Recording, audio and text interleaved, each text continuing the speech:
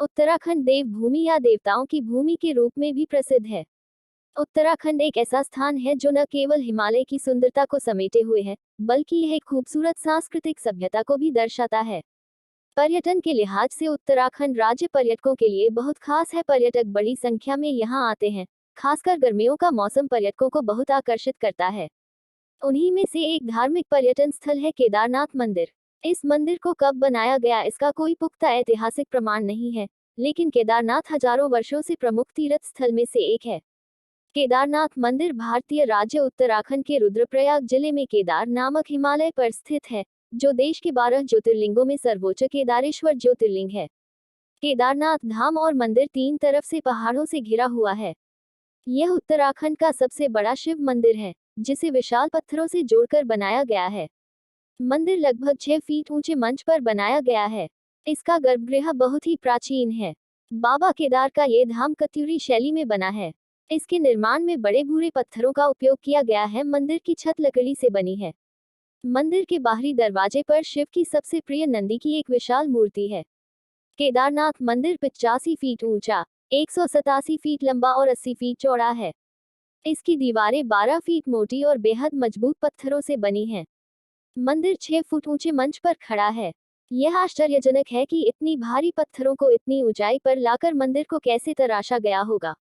विशेष रूप से इस विशाल छत को खंभे पर कैसे रखा गया होगा। पत्थरों को आपस में जोड़ने के लिए इंटरलॉकिंग तकनीक का इस्तेमाल किया गया है। इसी तकनीक के कारण मंदिर को नदी के बीच में रहने में सफल है।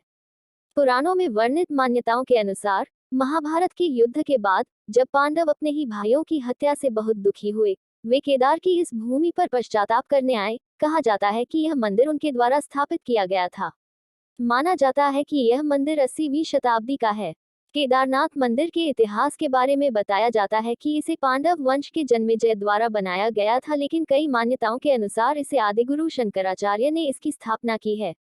ऐसा माना जाता है कि केदारनाथ के दर्शन किए बगैर अगर बद्रीनाथ की यात्रा करें तो यात्रा निष्फल माना जाता है। इसलिए अगर आप केदारनाथ जाते हैं तो बद्रीनाथ की यात्रा करना न भूलें। लगभग 400 वर्षों से बर्फ में ढका बाबा केदारनाथ मंदिर कई विपरीत परिस्थितियों को झेल चुका है, फिर भी यह सीना ताने हुए भक्तों और पर्यटकों को अपनी ओर आकर्षित करता आ रहा है। यह मंदिर सुबह 6 बजे से खुल जाता है। शिवपिंड को प्राकृतिक रूप से स्नान कराया जाता है और मक्खन लगाया जाता है। धूप और दीप जलाकर आरती की जाती है। इस समय तीर्थयात्री मंदिर में प्रवेश कर सकते हैं और पूजा कर सकते हैं। दोपहर 3 से 4 बजे तक विशेष पूजा करने के बाद मंदिर बंद कर दिया जाता है और फिर मंदिर को शाम 5 बजे सार्वजनिक दर्शन के लिए फिर से खोल दिया जाता है। इसके बाद देर रात नियमित आरती होती है, लेकिन रात को भक्त इसे केवल दूर से देख सकते हैं। रात को आरती होने के पश्चात मंदिर को 8:30 बजे के बाद बंद कर दिया जाता है।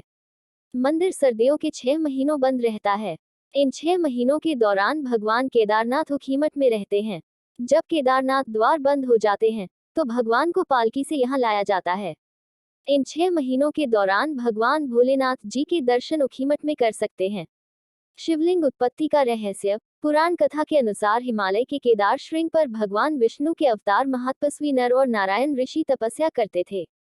उनकी आराधना से प्रसन्न होकर भगवान शंकर प्रकट हुए और उनके प्रार्थनानुसार ज्योतिर्लिंग के रूप में सदा वास करने का वर प्रदान किया। ये स्थल केदारनाथ पर्वतराज हिमालय के केदार नामक श्रृंग पर अवस्थित है। केदार घाटी में 2 पहाड़ हैं, नर और नारायण पर्वत। विष्णु के 24 अवतारों में से एक नर और नारायण ऋषि की यह तपोभूमि है। दूसरी ओर बद्रीनाथ धाम है, जहां भगवान विष्णु विश्राम करते हैं। कहते हैं कि सतयुग में बद्रीनाथ धाम की स्थापना नारायण ने की थी। इसी आशय को शिव पुराण की कोटि रुद्र संहिता में भी व्यक्त किया गया है।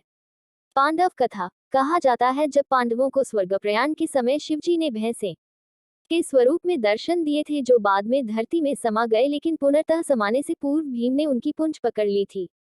जिस स्थान पर भीम ने इस कार्य को किया था उसे वर्तमान में केदारनाथ धाम के नाम से जाना जाता है, एवं जिस स्थान पर उनका मुख धरती से बाहर आया उसे पशुपतिनाथ नेपाल कहा जाता है।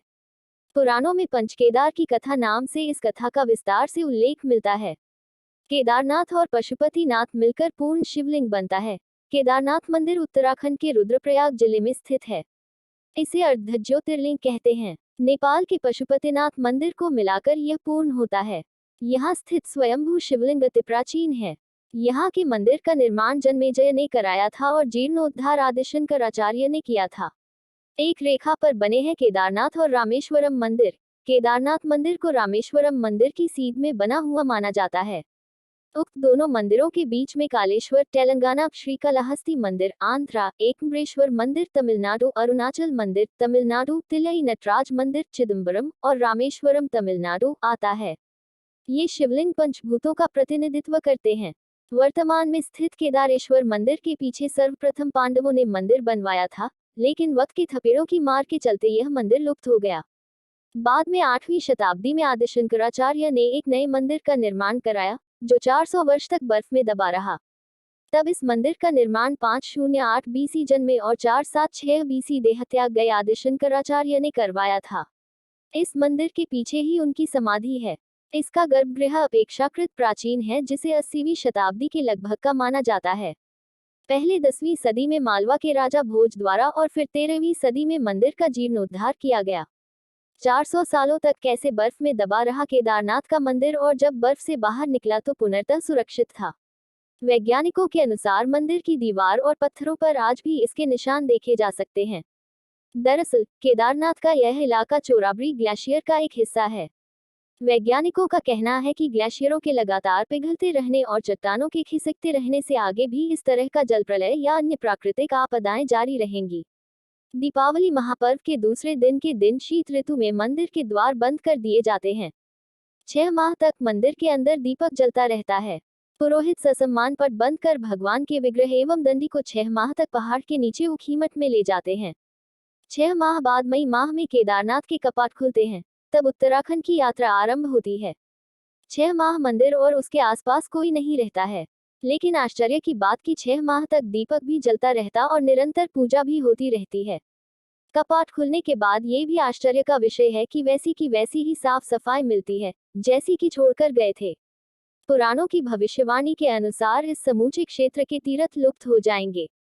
माना जाता है कि जिस दिन नर और नारायण पर्वत आपस में मिल जाएंगे, बद्रीनाथ का मार्ग पूरी तरह बंद हो जाएगा और भक्त बद्रीनाथ के दर्शन नहीं कर पाएंगे। पुराणों के अनुसार वर्तमान बद्रीनाथ धाम और केदारेश्वर धाम लुप्त हो जाएंगे और वर्षों बाद भविष्य में भविष्य बद्री नामक नए तीर्थ का उद्गम होगा। केदारनाथ धाम में एक तरफ करीब 22,000 फुट ऊंचा केदार, दूसरी तरफ 21,600 फुट ऊंचा खर्चकुंड और तीसरी तरफ 22,700 फुट ऊंचा भरतकुंड का पहाड़। न सिर्फ 3 पहाड़ बल्कि 5 नदियों का संगम भी है यहाँ, मंदाकिनी, मधुगंगा, क्षीरगंगा, सरस्वती और स्वर्णगौरी। इन नदियों में अलकनंदा की सहायक मंदाकिनी आज भी मौजूद है। इसी के किनारे है केदारेश्वर धाम। यहाँ सर्दियों में भारी बर्फ और बारिश में जबरदस्त पानी रहता है।